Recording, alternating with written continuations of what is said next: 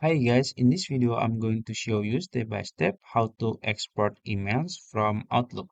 So it's going to be very easy and simple step. Now I'm using website version, so you can actually do it on your desktop app also. So first you can open your email that you want to export. So let's say this is the email I want to export. And then in the message in the email you can click three dots here, and then you can scroll down until you find download. So you can click download, and there is two options: download as EML or MSG. So actually if you choose the EML, it will fit on all of the email provider format, and if you choose the MSG, it's only perfect in Outlook app.